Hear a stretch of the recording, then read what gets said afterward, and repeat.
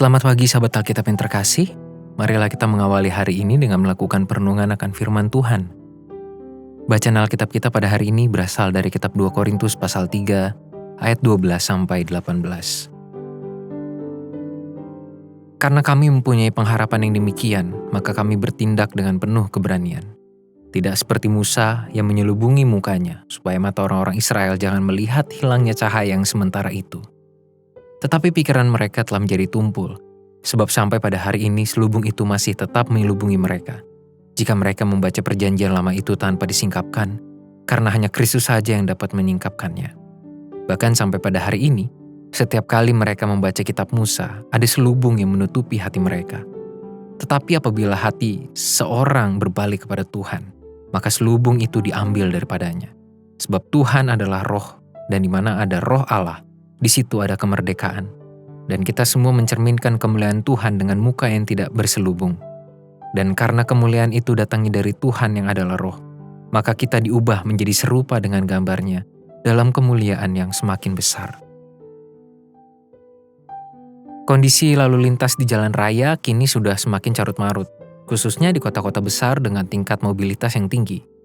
Sebagian dari Anda mungkin juga memiliki pengalaman yang ingin dikeluhkan terkait keruwetan lalu lintas yang seringkali diakibatkan oleh ketidaktaatan para pengguna jalan itu sendiri.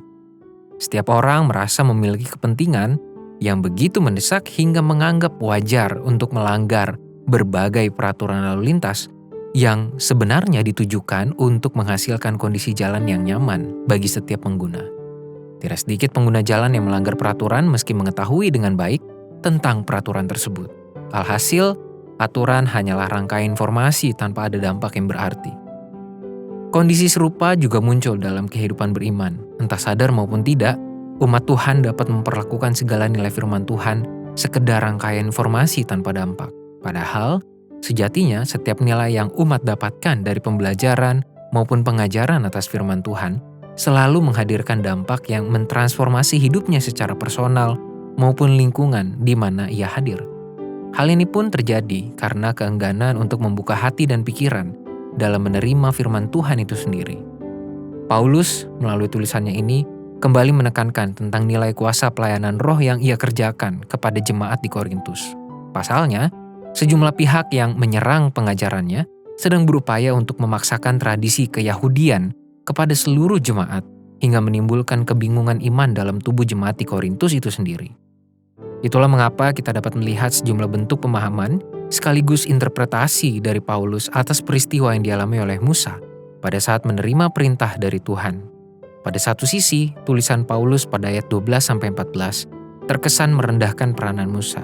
Padahal, Paulus justru sedang menunjukkan kepada jemaat di Korintus, khususnya bagi para orang yang menolak pengajarannya, bahwa segala perintah maupun pedoman yang disampaikan oleh Musa justru menjadi tidak berarti karena kondisi pikiran dan hati orang-orang Israel yang masih tertutup oleh selubung.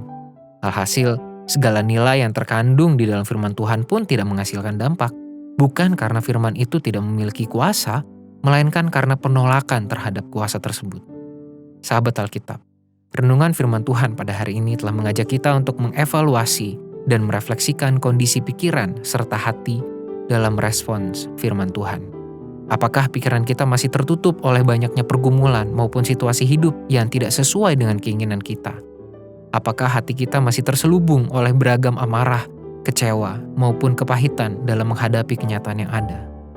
Kita perlu menyingkapkan berbagai bentuk selubung pikiran maupun hati, agar perubahan dari kuasa firman Tuhan dapat terlaksana. Marilah kita berdoa. Tuhan, terima kasih untuk firman-Mu yang mengajarkan kami dan mengingatkan kami tentang betapa pentingnya bagi kami untuk menyingkapkan berbagai selubung yang menghalangi hati dan pikiran kami untuk menerima serta mengalami perubahan dari kuasa firman Tuhan. Biarlah kami berbalik kepadamu. Hanya di dalam nama Tuhan Yesus kami berdoa dan memohon. Amin.